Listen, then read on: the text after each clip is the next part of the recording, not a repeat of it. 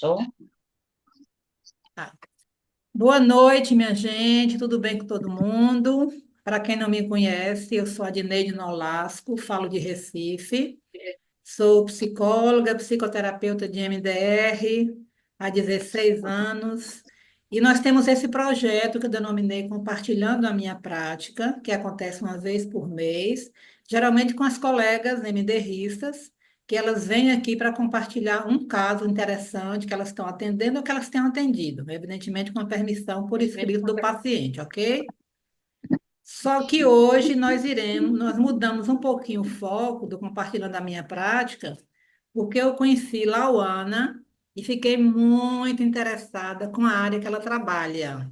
Eu acho que é uma área que diz respeito e interesse a todos nós. Finanças. Lauana, querida, boa noite, seja muito bem-vinda.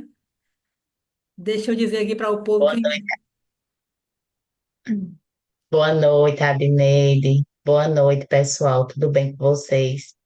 É, eu fiquei lisonjeada, né, pelo convite. A Adneide foi minha terapeuta, né? Então, para mim, é um prazer muito grande estar aqui realmente e falar sobre eu e minhas finanças, né? Uma área que eu sou extremamente apaixonada por ela. Aqui eu coloquei um breve resumozinho, né, de quem é Lauana, né? Quem sou eu. Eu sou formada em administração desde 2008, tenho mestrado na área de finanças corporativas pela Universidade Federal da Paraíba e também sou planejadora comportamental certificada. Além disso, eu atuo com consultorias, treinamentos, mentorias, palestras, avaliação de artigos científicos, né, para a USP e para o FPB. E além de tudo isso, eu sou extremamente apaixonada, né, por números, por cálculo, por criatividade. A vida toda foi assim. E aí, com, né, o passar das terapias, dos desenvolvimentos, né, pessoais, do autoconhecimento, eu comecei a aprender melhor a combinar, né, as minhas habilidades com os desafios financeiros que eu também fui passando, como qualquer um de vocês, né? Então, eu passei por desemprego, eu passei por separação, eu passei por diversas questões financeiras que ninguém, né, por muito conhecimento, ou pouco conhecimento, não esteja vulnerável a passar. E aí, a partir daí, foi onde veio a minha grande, né, questão de buscar entender o ser humano, né, fazer essa relação não só dos números, mas também dos números com o ser humano, com o seu comportamento, né? Por isso, a preocupação de trazer esse estudo das finanças comportamentais, que é uma área que está em ascensão na área financeira. Já acompanhei empresas, famílias, indivíduos, profissionais autônomos, tá certo? Até gostaria de perguntar, né, se vocês puderem colocar no chat, se todo mundo que está aqui é psicólogo, beleza. Se tiver alguém que não é psicólogo, coloca aí a área. Se for CLT, também coloca, sou CLT. Só para que em cada temática eu traga o máximo possível de proximidade para vocês e fique algo bem palpável, bem tangível para vocês, tá certo? Vamos lá. É, Pergunta que eu teria para vocês, tá? É algo que eu acredito que vocês já foram perguntados, né? Ou já perguntaram a pacientes, mas perguntaram assim, qual é a sua história, né? De uma forma geral. Quando a gente trabalha com finanças, a gente trabalha com qual é a sua história com o dinheiro.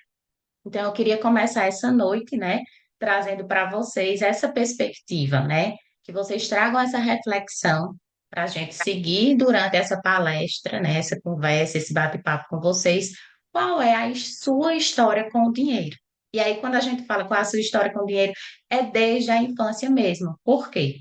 Porque nós fomos educados pelos nossos pais, né? Financeiramente, pelas vivências que nós tivemos desde a infância, adolescência, experiências profissionais.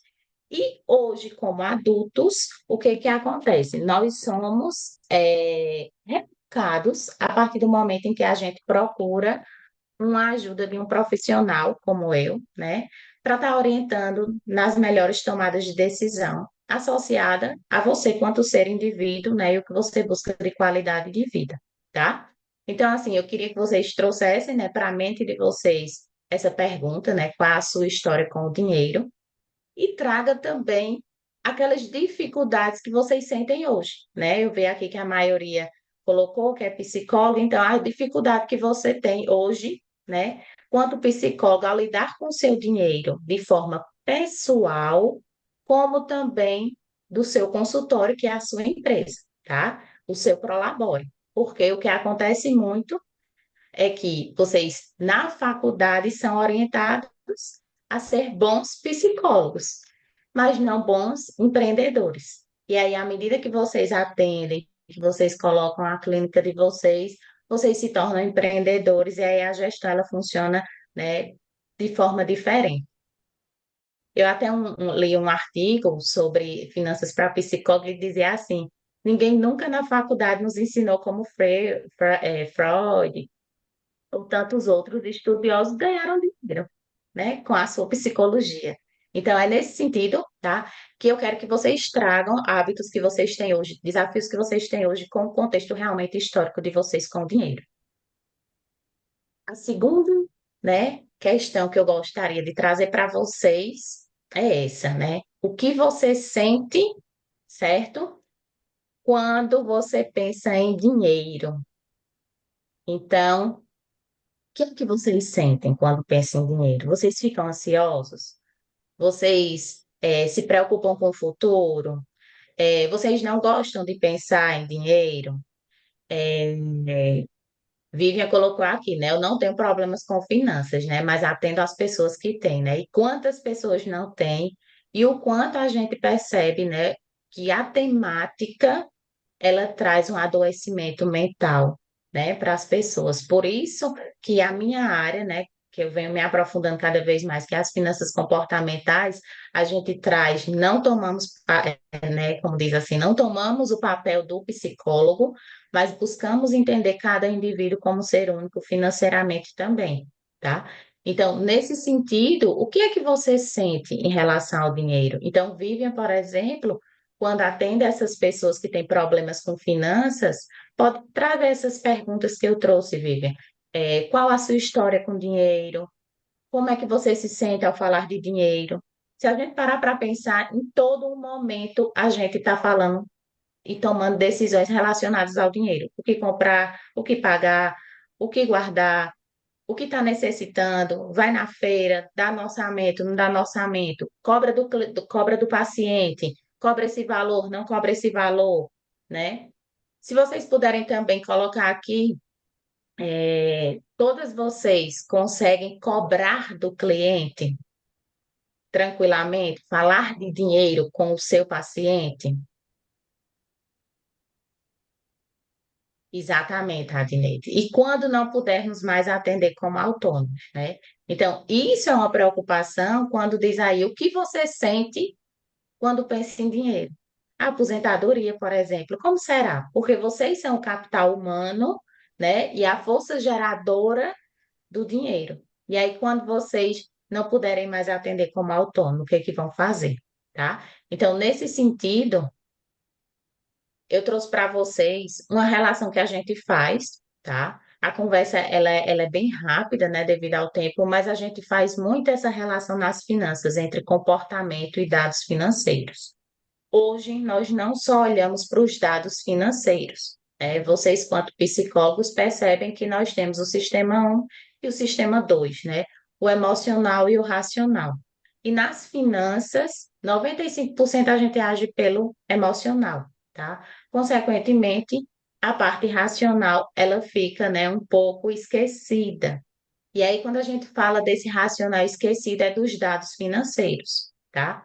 Quando a Dineide fala, né, de questão de autônomos, né, muitos autônomos, eles pegam, né, tiram as suas despesas do escritório, né, do consultório, desculpa, do consultório, depois o que sobra, entende que o dinheiro é todo seu, né, aí vai pagar as contas de casa, para depois identificar como o lucro ou fazer novos investimentos.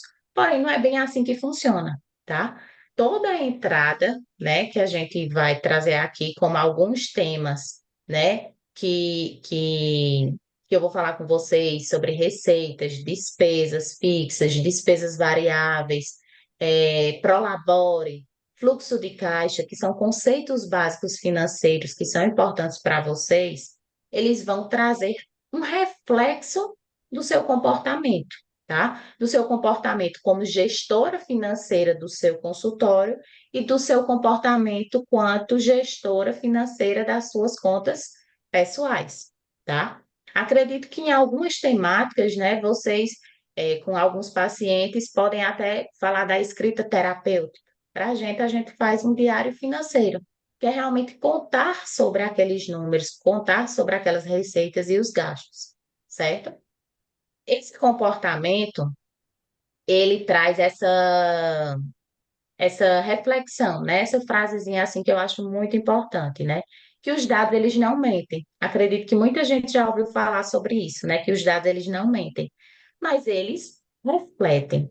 E aí, vocês olham, por exemplo, para os seus gastos. Se eu perguntar a vocês, vocês são quem? Né? Quem é vocês? A compulsiva do aplicativo de comida, a sem tempo para nada, a viciada em cursos, a que perdeu a conta das comprinhas, das passagens, das parcelas, a que nem pagou uma viagem e já comprou outra, a que vive em cima, né, do que nem quitou a última ainda, ou você está de parabéns. Quem é você, né? Como diz, quem é você, tá? Então, esses dados numéricos, eles vão dizer o seu comportamento, então eles vão dizer quem é você nesse sentido. E isso não é para gerar tristeza. Eu digo sempre aos meus clientes, né? Isso é para gerar uma atenção, uma reflexão sobre quais são as tomadas de decisões que vocês precisam tomar para ajustar a gestão financeira de vocês, seja pessoal, seja profissional, tá? E aí, quando a gente vem para a questão dos dados financeiros, realmente, que eu acredito que talvez seja uma das maiores dores de vocês, né? Entender esses números, entender em que canto cabe cada um, como colocar cada um. A gente vai conversar um pouquinho, tá? Sobre alguns temas financeiros importantes. E aí, dentre desses temas financeiros importantes, nós temos o seguinte: receita. Todo mundo que está aqui na chamada, na chamada do Meet, do Zoom, conhece esse nome receita? Me conta. Conhece? Ou conhece por outro nome? Nem todo nome é comum. Raquel respondeu que sim, Vivian também, certo? Às vezes eu olho de lado, pessoal, só explicando porque tem o chat na outra tela, tá? Para poder acompanhar vocês tranquilo. Então, todos vocês conhecem a receita.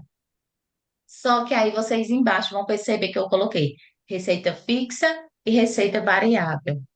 Aí, como é que eu, psicóloga, posso ter uma receita fixa e posso ter uma receita variável?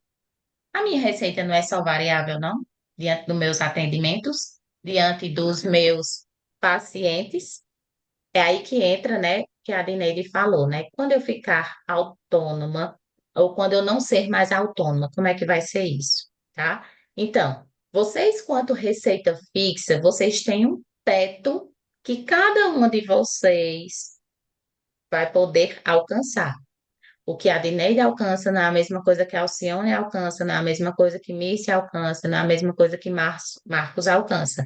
Por quê? Justamente pelo comportamento, pela vida, né? O dia a dia de Alcione, de Aldineide, a quantidade de horas que vocês têm disponíveis para atendimento com a logística familiar, de trabalho, de cuidados pessoais, são diferentes.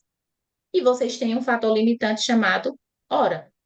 Então, a questão da hora e de serem vocês que fazem esse atendimento gera um teto de receita fixa que vocês podem alcançar. E aí, esse teto de receita fixa, ele só pode ser melhorado, se já tiver no limite, se for uma alteração de preço. For alteração de preço, você só consegue aumentar sua receita se você tiver receitas variáveis, tá? E aí, quais são as possibilidades de receitas? Por exemplo, sublocação da sala em que vocês atendem, nos horários que vocês não podem. Por exemplo, não sei quem aqui tem filho menor, mas no horário que vai levar a criança para o balé, passar um tempo lá com seu filho, fazer aquele cuidado pessoal. Então, enquanto você está cuidando dessa área da sua vida, o seu negócio vai estar gerando uma receita, tá? Para você.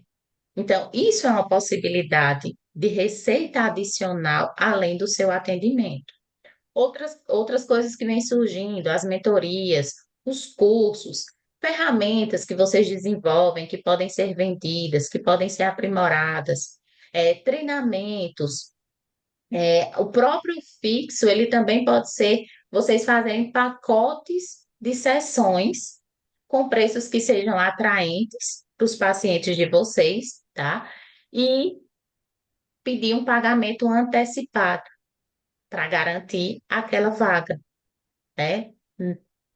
É, cancelou até 48 horas, pode remarcar. Cancelou perto da hora, aquela sessão, infelizmente, você perdeu. Então, essas regras são precisas e necessárias para que elas sejam claras. Por quê? Porque vocês precisam ter previsibilidade da receita, tá? Por que eu falo de previsibilidade? Porque um artigo também que eu estava lendo sobre, né, essa área de psicologia, principalmente na questão financeira, é a inquietação de eu não saber como é que vai ser meu próximo mês. Por quê? Porque eu dependo da minha agenda, eu dependo do meu paciente, eu dependo se ele vai confirmar, se ele vai cancelar, se ele paga, se ele não paga. Então, o que acontece é de você trazer mecanismos que vocês vão ajustando com o paciente, ou seja, trazendo as regras do jogo para trazer previsibilidade. Uma coisa que eu também sempre falo com meus clientes é que existem hábitos que são com clientes antigos, que já vão ser culturais. E aí o que é que acontece, tá? Esses clientes mais antigos, para eles se adaptarem para uma cultura nova, é difícil, né? Eles vão se sentir enrijecidos. Ah, mas você sempre fez isso. Então, você pode já implantar de cara com clientes novos, tá? E ir adaptando paulatinamente a transição de um cliente antigo para Então, eu ia essas te dizer novas para botar uma regras. folhinha, fazer um chá. Então, tudo isso vai ajudar vocês terem essa previsibilidade de receita. Outro ponto em relação à receita, aqui conhece qual é a sua receita mensal? Todo mundo tem isso anotado? Ou faz contabilidade mental. É uma coisa que muita gente faz, a contabilidade mental. Só que a contabilidade mental, quando chega no papel, ela não bate. Como é que funciona? Regina disse que tem anotado todos os meses, certo? Alcione, pela expressão, também tem tudo anotadinho. Isso é muito comum nas finanças, as pessoas é, autônomos saberem a sua receita. Existem aqueles que não sabem, mas para o autônomo, principalmente psicólogos que marcam sessão, eles têm normalmente a receita. Por quê? Porque se baseia na sua agenda. Então, eu vou lá, vejo quem foi os pacientes que eu atendi, vejo quais são os valores das sessões que eu cobro e eu tenho lá o meu caixa de receita, né? Assim que vocês fazem, tranquilo. Mas se eu perguntar agora, vocês têm todas as despesas fixas e variáveis? Vocês sabem exatamente todas as despesas fixas e variáveis? Alcione disse que tem, muito bem, Alcione. A Dinélia disse que tem as fixas, as rendas extras não. Tem as rendas extras também, muito bem. E as variáveis? Tem?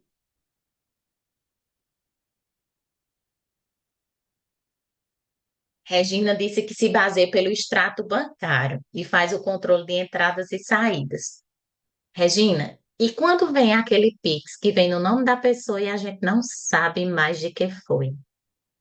Porque hoje em dia, muitas vezes o Pix que a gente faz é no nome de um terceiro que não faz nem sentido para a gente, tá? De que é, de onde é, como é. Então, assim, é muito importante vocês terem isso muito amarradinho, tá? Quando eu falo de finanças empresariais direcionadas às clínicas de vocês, é sim regra do jogo financeiro ter tudo anotado. Pode ser num caderninho, pode ser numa planilha, pode ser num sistema, no aplicativo. Por exemplo, os meus clientes, eles têm um aplicativo que é Open Finance. Então, tudo já puxa direto do extrato bancário deles e algumas coisas eles classificam. Tudo isso ele funciona, vai funcionar para você, tá? Uns mais rápidos, outros mais lentos. Por exemplo, se a gente faz no caderninho, a gente depois precisa somar tudo, precisa revisitar as nossas anotações para saber. Quando a gente já faz isso numa planilha, a gente já tem isso um pouco mais rápido, porque a gente consegue colocar resumos em que você olha lá para o principal. Qual foi a minha receita, minha despesa fixa, minha despesa variável, qual foi o meu resultado, o meu prolabore e o que realmente eu fiz com o restante. Eu reinvesti, né? Eu deixei como capital de giro. Então, é muito importante vocês observarem isso. Nas finanças pessoais é importante, tá? Mas eu digo aos clientes que eles não precisam necessariamente serem os loucos da anotação, anotar a balinha, isso, aquilo, outro.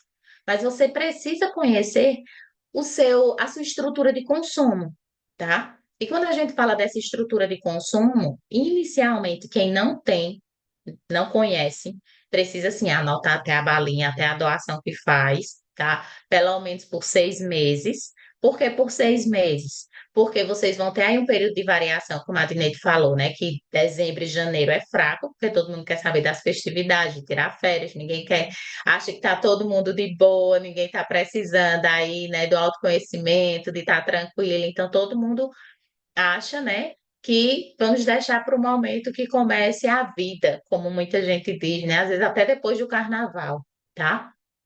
E aí, quando a gente fala de pelo menos 6 meses, é para poder pegar essas oscilações, tá?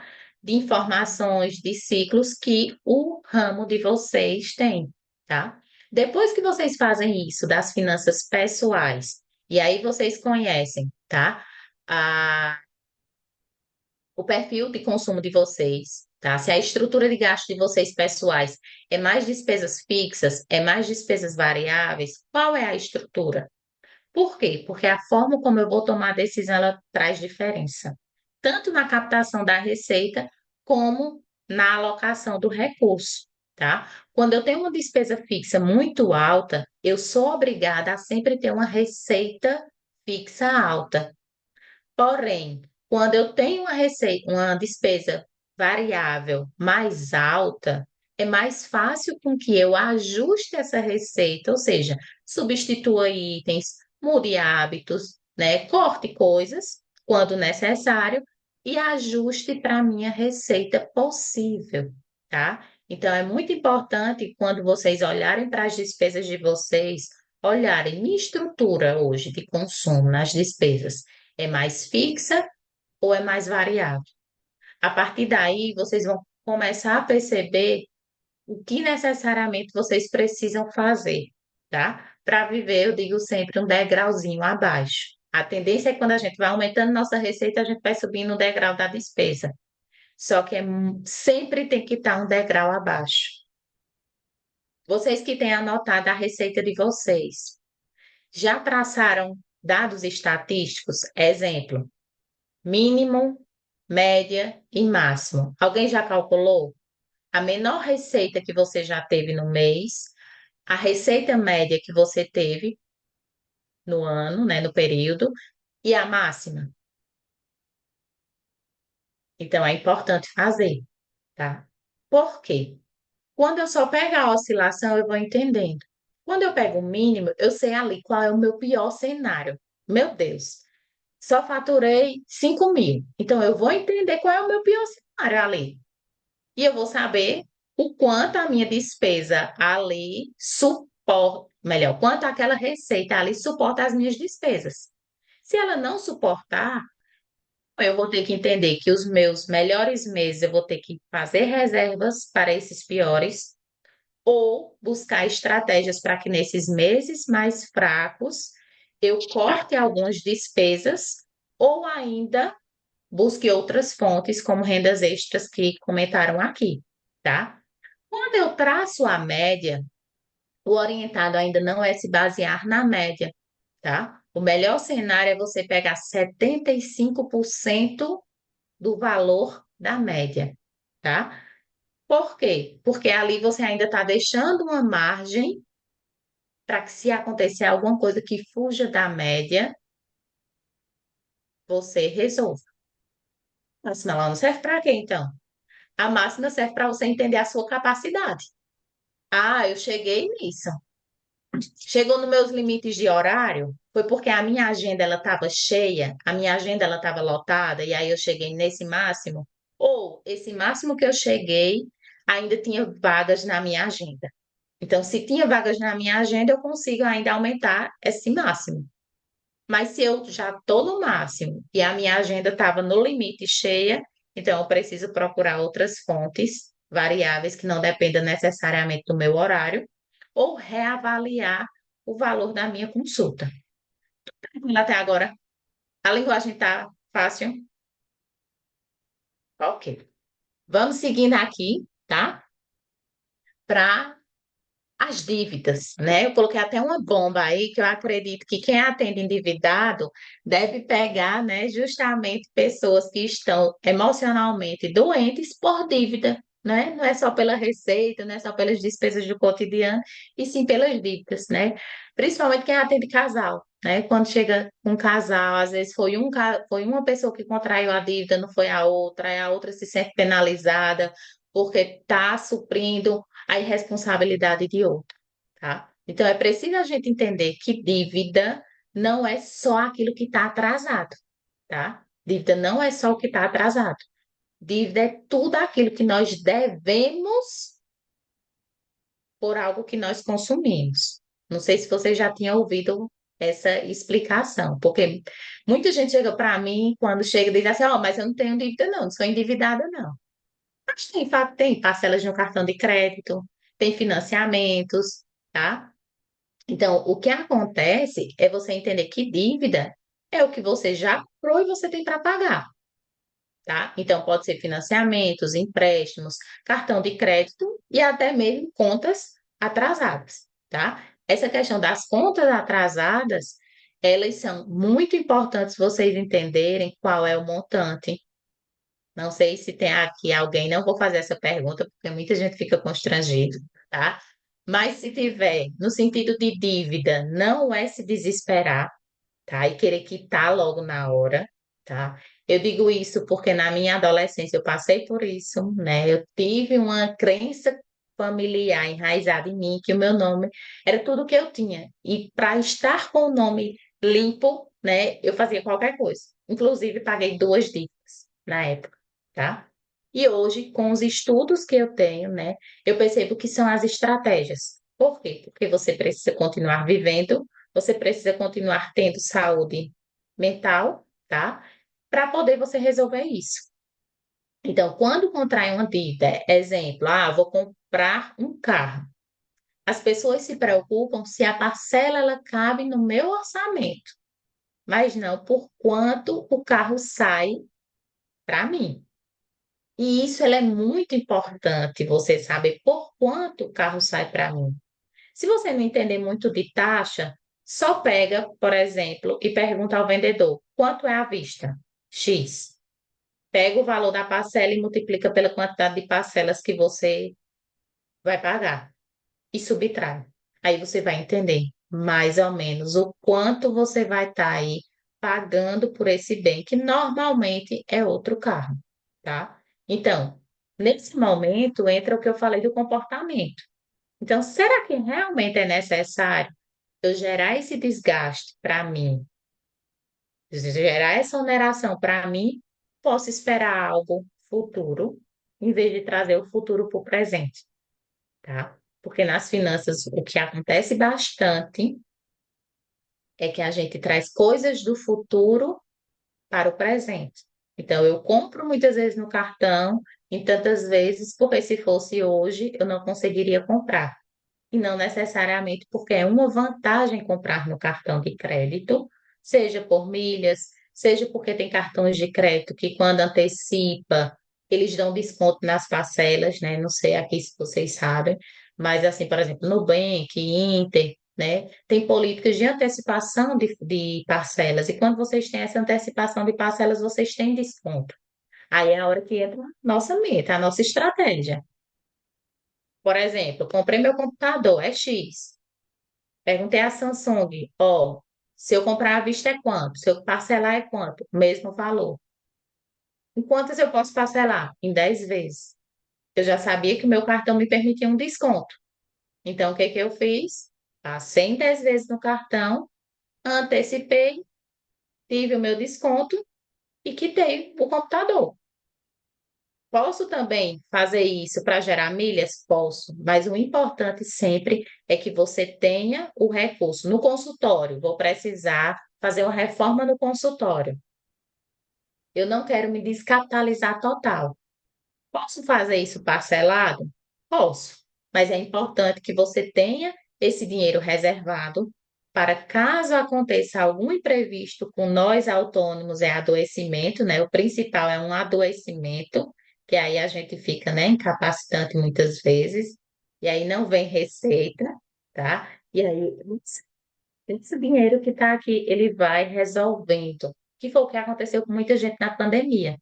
As coisas fecharam, mas as despesas, acredito que na casa de nenhum parou de chegar boleto, mas parou de chegar dinheiro, né? Para os psicólogos, para mim, para mim, eu posso considerar que foi uma época legal, porque o pessoal sentiu como era ficar sem receita e ter despesa, então começaram a procurar mais. Os psicólogos, eu acredito que eles também, né, nesse período também deu uma melhorada, até essa questão do online, mas tem negócios, por exemplo, que fecharam totalmente, que não conseguiam sobreviver, tá? Então, é importante também entender esses ciclos, tá? Que a nossa economia ela passa, não só os nossos ciclos. Quando a gente fala de finanças empresariais, tá?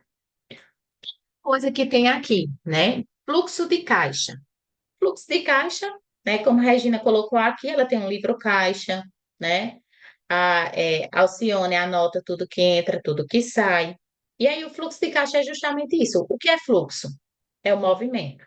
E de caixa do dinheiro. Então, é o movimento que o dinheiro faz em você, tá? No seu mundo. No seu mundo pessoal, no seu mundo consultório.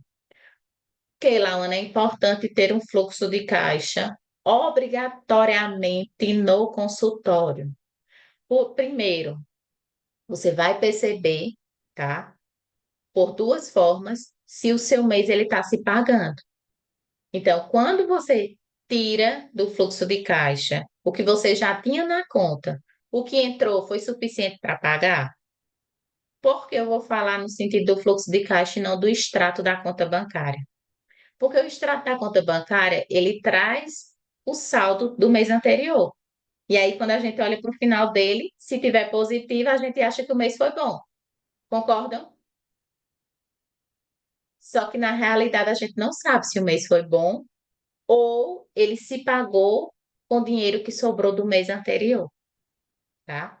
Então, o fluxo de caixa, você pode fazer, e é lógico que você faça, tá? Para saber se o seu caixa está negativo, colocando o saldo inicial. Mas nas planilhas que eu normalmente elaboro com o cliente, eu também coloco para eles um saldo do mês. Por quê? Porque ele tem que entender se o que entrou foi suficiente para pagar, tá? E aí, quando a gente vem para esse outro tópico aqui de investimento, investimento não necessariamente, minha gente, é quando a gente traz bolsa de valores, né? Rendas fixas, reservas de emergência. Eu nem chamo mais reservas de emergência para meus clientes para trazer uma sensação boa para eles, né? Porque emergência é algo ruim, né? A gente já, meu Deus. E a gente associa, qualquer coisa é emergência também, né? Ah, faltou água, é uma emergência, vou lá, pego. Então, eu digo assim, ou reserva de paz, ou reserva da tranquilidade, ou reserva da liberdade. Então, eu uso outros nomes com eles, justamente para incentivar com que eles construam, tá? E aí vocês podem também denominar um aí para vocês que tragam essa motivação para vocês formarem essa reserva, tá? Quando a gente fala de investimentos, eu vou ter investimentos pessoais e investimentos empresariais, consultório. E aí, muitas vezes você diz assim, a Dineide faz uma imersão, aí você diz, eu não consigo fazer a imersão da Dineide porque eu estou descapitalizado. Mas será que foi a pessoa física que descapitalizou a pessoa jurídica? Então, primeiro eu tenho que entender que eu preciso deixar um dinheiro para investimentos na minha pessoa jurídica, para que eu possa fazer meus cursos, para que eu possa fazer uma capacitação, para que eu possa fazer uma compra de um equipamento novo, para que eu possa fazer uma reforma, tá? Ou até mesmo eu tirar em um período sabático, vou passar 45 dias viajando, tá? Então a gente precisa ter isso. O período sabático ele não deixa de ser um investimento, né? Porque é um investimento na sua saúde, né, emocional. Falo, né, do Prolabore, tá? Eu acredito que a maioria das pessoas tem a dificuldade em estabelecer um prolabore. E aí eu queria saber de vocês, quem é que tem prolabore definido? Se teve dificuldade, como é que forma? Me contem aí. Deixa eu ver aqui no chat.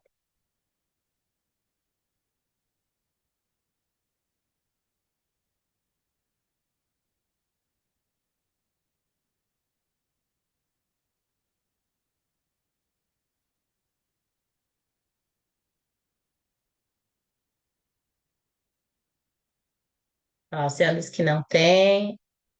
Alcione Adinei diz que não tem. Alcione tem? Sandra? E aí, as contas, as despesas fixas, como é que ficam? Se você não tem um prolabore definido? Gera preocupação, não gera? De fechar o mês? Vai entrando, Lauana, e a gente vai pagando. Por isso que eu lhe chamei hoje aqui, Lauana, por isso. Exatamente. Regina até colocou, tem o prolabore definido, mas não como gostaria. Primeiro, tá? Quando a gente fala de prolabore, você tem que entender dois lados: o que a empresa suporta e o que você necessita. Por quê? Nem sempre o que eu necessito, a empresa naquele momento ela suporta. Pode ser que você tenha início de carreira, não consegue ter uma, né, uma solidez melhor, né? Então, o que acontece? Primeiro, para definir um prolabore, vocês têm que ter consciência das despesas fixas pessoais que vocês têm, tá? Porque é o básico que vocês precisam ter. Porque não adianta eu dizer assim, Adinelli, você vai separar a pessoa física da pessoa jurídica. Você vai pegar duas contas e vai fazer separado. Mas se a sua despesa fixa as suas fontes não suprirem, você vai se boicotar e você vai lá na jurídica na hora que faltar e vai pegar e vai jogar para a sua física e você vai pagar, tá? Então, quando a gente fala de prolabore, é importantíssimo você conhecer as suas despesas fixas de cara, que é o seu básico, e pelo menos ter noção das suas despesas variáveis, tá? Pegou esse valor, junta com as despesas fixas do consultório, certo? Feito isso, vê qual é o montante que vocês têm, do básico do básico. Pega agora o faturamento, a receita, que é o mais fácil, né, para vocês. Então, pega lá a média, tira 75%, como eu expliquei, e vê se supre. Se não suprir lá, o que que eu vou fazer? Eu vou avaliar. É a minha precificação que está errada? É a quantidade de horas que estou disponibilizando para atendimento? É o cancelamento de clientes de última hora? É a minha prospecção, que estou com dificuldade em prospectar? Não é nada disso. Eu já estou. tirando o máximo do meu consultório. Então, se você vê que existe margem para alterar valor, você altera. Se você vê que não existe margem, aí você precisa buscar outras fontes de receita. E aí é onde entra as nossas habilidades, tá? Habilidades que a gente pode ter além da psicologia, que a gente pode fazer uma segunda fonte e delegar isso para outros, tá? Delegar isso para outros, que é até o que eu coloco aqui, ó, como importante. Opa, antes desse daqui, só um minuto. Como importante a gente aprender muitas vezes a delegar. Então, essa outra receita, muitas vezes ela precisa ser delegada. Vamos dizer que só a gestão do consultório sou eu que faço. E você leva para fazer essa gestão do consultório? Tantas horas. Multiplica pelo valor da tua hora. Se tu contratasse um terceiro para fazer isso, e você ficasse na linha estratégica do pensar e do pegar a informação pronta, trabalhar em cima da informação, você estaria lucrando ainda? Se sim, então é viável. Então, eu vou delegar essa atividade para fulano. Ah, eu limpo o meu consultório. Será que se você contratasse, para que na hora que você chegasse, você já pudesse atender? Uma simples limpeza, tá? Eu digo porque eu fiz isso aqui na minha casa, porque devido à fibromialgia, eu sentia sempre dores quando eu fazia limpeza. Então, eu aprendi a delegar mesmo, muitas vezes achando que não está do meu jeito, mas aprendendo a delegar. Por quê? Porque eu precisava daquele tempo e, além disso, eu percebi que a despesa que eu tinha com a medicação, com o tratamento, era maior do que o custo com a colaboradora, tá? Então, assim, são inúmeros insights que vocês precisam ter, tá? Mas olhar realmente para você quanto indivíduo. Para o coleguinha, você pode olhar para entender como é que o mercado está funcionando. Eu nem perguntei se tinha gente de outro estado, de outras cidades. Mas, por exemplo, a realidade de alguns planejadores da minha área do Rio de Janeiro, de São Paulo, não é a minha realidade aqui em Pernambuco. Então, até o próprio ticket que eu cobre não necessariamente tem como ser o mesmo. Mas o tempo de formação que eu tenho, o investimento que vocês fazem em aperfeiçoamento, né? Psicólogo, professor, todo mundo que precisa lidar com o ser humano precisa estar em constante aperfeiçoamento para o entendimento, certo? E aqui tem algumas regrinhas também. Opa, peraí. Algumas regrinhas que a gente da área de finanças comportamentais orienta. Não tomar decisões com fome, decisões financeiras, tá? Com fome, eu acho que serve para todos, mas aqui o principal é financeiro. Não tomar decisões com fome, não tomar decisões cansado, não tomar decisões quando você está com muita coisa na cabeça, ou muita coisa para resolver, ou muita tomada de decisão por conta da sobrecarga de escolhas, tá? E nem quando está com muita informação. As pessoas, quando falam comigo, elas acham estranho, porque eu digo, não, não estou no momento de tomar uma decisão financeira. Porque às vezes, né, eu posso agradecer a minha terapeuta. Eu me conheço quando eu estou feliz, quando eu estou triste, quando eu estou ansiosa, quando eu estou alguma coisa. E eu vejo que isso não é favorável para mim. Então, consequentemente, se vocês pararem hoje ou durante a semana e refletirem isso, vocês vão ver que a maioria das tomadas de decisões financeiras que deram errado, você não estava bem. Então, se você é casado, vai conversar com seu esposo e gosta de tomar um vinho, chama ele para tomar um vinho, torna um momento prazeroso, vai conversar sobre finanças. Se você vai fazer a gestão do seu negócio, e não gosta muito de conversar sobre finanças, sobre dados, o que é que você gosta? Escutar uma música? Bota uma música que você gosta, para ela te ajudar a você lidar com o que você não gosta, né? Assim que vocês orientam na psicologia. Então, no financeiro, a gente também faz esse mesmo sentido, tá? E aqui a gente tem algumas dicas, né? O que é um calendário financeiro? O Google, por exemplo, vocês podem usar a agenda do Google para estar lembrando contas a pagar. Por quê? Porque muitas vezes vocês, no dia a dia, na correria, atende paciente, faz isso, faz aquilo outro, passa despercebido e tem juros. Pagam juros. Por esquecimento, não por falta de dinheiro, né?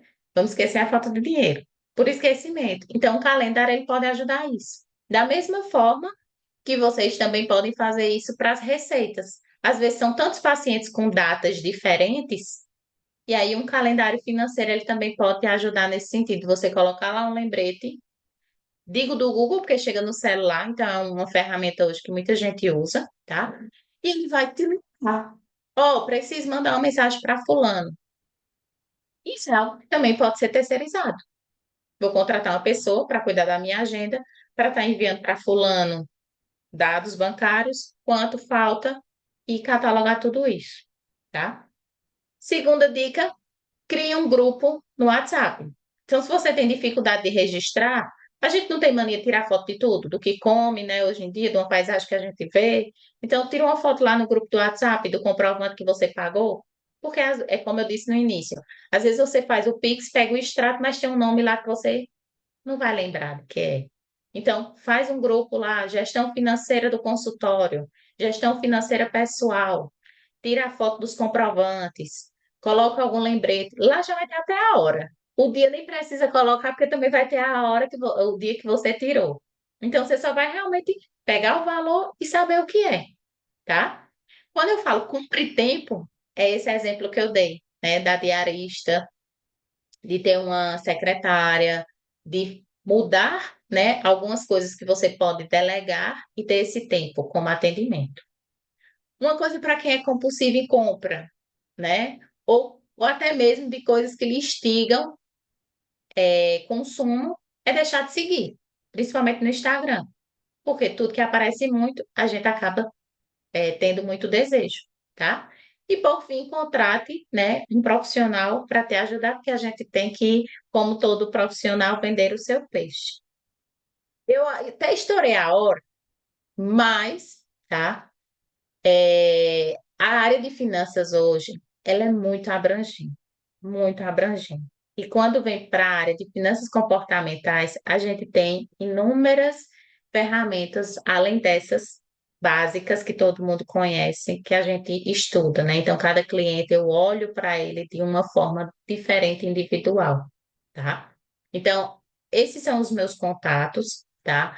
A minha rede social ela é ativa? Eu gosto de explicar porque eu não sou produtora de conteúdo, mas perguntar lá no direct eu respondo, volta e meia eu posto uma notícia de algo que eu acho válido financeiramente, e às vezes vou lá e converso um pouquinho, tá? Mas eu não sou ativa em conteúdo, é importante eu dizer porque eu sou profissional online, mas não produtora de conteúdo, tá?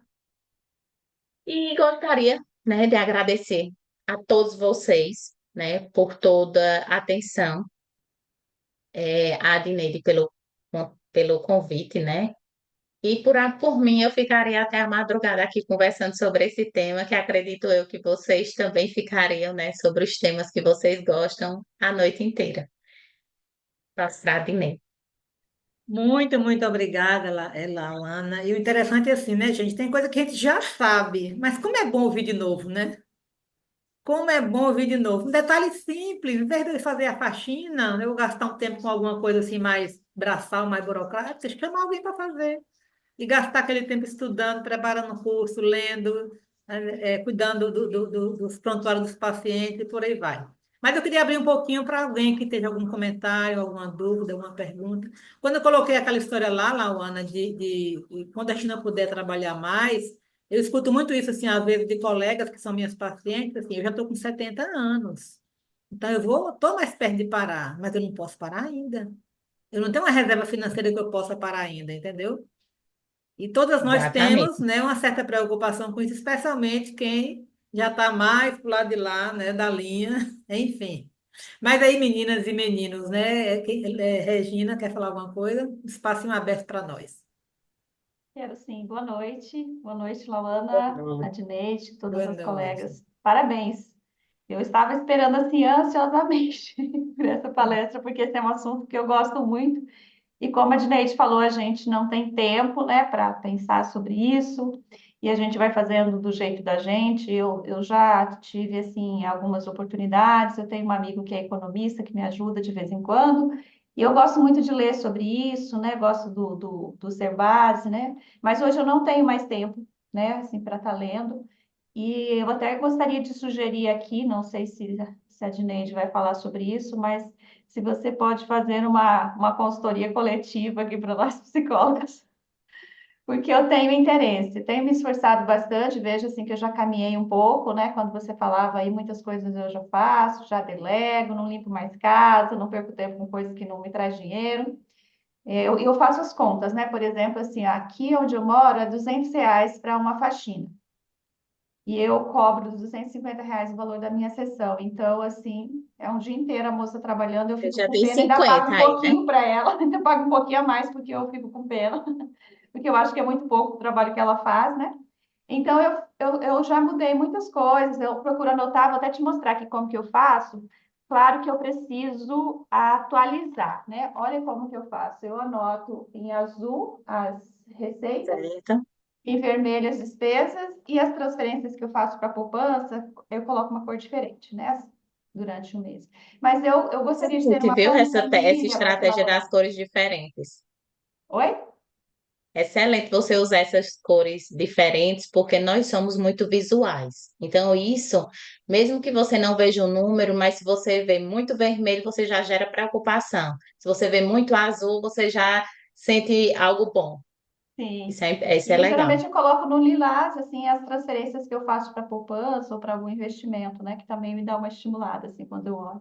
Mas olha, perfeito, e eu gostaria de falar contigo, de repente, pensei numa consultoria coletiva aí, porque eu tenho certeza que outros colegas aí também vão ter interesse. Perfeito, você falou muito bem, obrigada, viu? Obrigada, Dineide, por nos proporcionar Pode sim, essa Regina. Você pode oportunidade, falar porque comigo no WhatsApp, tá? sim, já anotei Ou pode aqui. falar pelo direct Ok.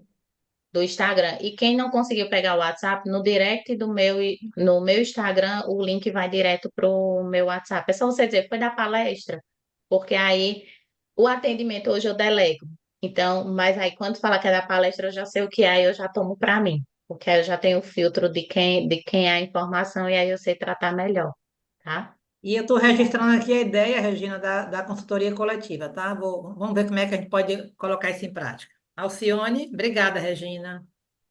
Bom, primeiramente, parabéns, adorei. A gente sempre procura também me entrosar um pouquinho. Eu uso um aplicativo chamado Mobilis, uma coisa assim. Isso, móveis. Mas assim, uma coisa que eu nunca fiz, porque na faculdade a gente não aprende absolutamente nada disso.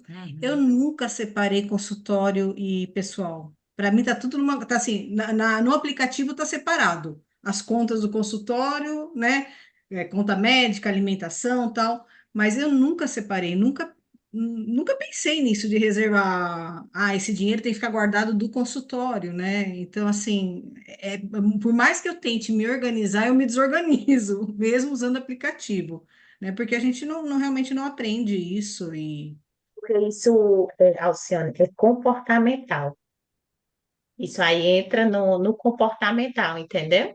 Tipo, Uhum. na mente, minha família até ri, porque ele diz assim, não, Laura, não tira. Eu não tiro, porque na minha mente já está definido que aquilo é da minha empresa. Eu não posso tirar. Isso aqui é meu. Então, eu posso usar. Porque senão, a força motriz de vocês, que é o consultório, vai parar de gerar receita. Porque vocês vão sugando, sugando, é igual um balde, a gente vai tirando, vai tirando, vai tirando, vai tirando até que seca. E aí vai fazendo maior buraco, tá? Então, é realmente você trabalhar a mente para que a mente diga assim, não, esse aqui é do consultório. Se para você você tem um aplicativo, ele já separa, e de É, início, o que que você pode fazer? Foca no da empresa, foca no do consultório. Mentaliza primeiro os do consultório, porque ela é tua força motriz de receita, tá? Entendi. Aí depois você gera o outro. Uma dica que eu não dei aqui, mas que vocês podem fazer com o pessoal, também está precisando registrar, quem consome tudo no cartão de crédito, por exemplo. Fazer uma âncora. A âncora é o valor teto da fatura do cartão de crédito. Então, eu sei que eu só suporto pagar 4.000 de fatura. Então, eu vou acompanhando a minha fatura. Todo mundo hoje no celular acompanha a fatura. Então, eu vou abrir minha fatura e vou olhando, ó, já está em tanto. Aí, por exemplo, sobra R$ 1.000. Eu tenho aí 4 dias para terminar o mês. Então, eu tenho 250 de gasto por dia. Então, vocês vão fracionando, tá? Outra dica que eu lembrei agora, a partir do que a Alcione, Regina falou, receita tenta sempre mentalizar a mínima possível e despesa a máxima possível.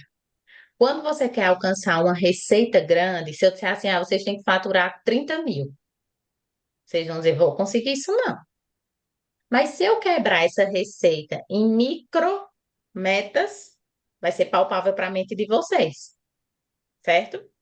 Sim. Já com despesa, eu faço um processo diferente. Eu vou mentalizar o valor cheio, os 30.000. Por quê? Porque o meu ser humano, meu sistema emocional vai se estressar. Aí ele vai me frear na hora que eu vou querer consumir. Poxa, eu não posso não, eu já estou em 30. Já estou em 30. Se eu entender aquelas pequenas parcelas que eu pego R$ 100 e divido em 10 vezes, que dá R$ 10, R$ 10 para mim é nada. Eu vou dizer assim, um McDonald's é mais caro. Entende? Então, isso Sim. é outra coisa que a gente vai mentalizando também. Eu agradeço. Obrigada, adorei a ideia da consultoria. Estou dentro, porque Tá. eu acho muito difícil essa parte burocrática aí. Uhum. Pois é, e aí tem, de repente a gente começa a crescer, né? O MDR a gente sabe que traz realmente um valor agregado financeiro muito grande para a gente, né? E como administrar isso para a gente não se perder, né? Esse é o objetivo da meu convite para a Lauana. Muito obrigada, Lauana, mais uma vez por ter vindo. Obrigada, meninas, por terem Agradeço vindo. demais. Quando a gravação estiver pronta, eu coloco lá no grupo, nos grupos, e vamos realmente pensar na consultoria, tá bom?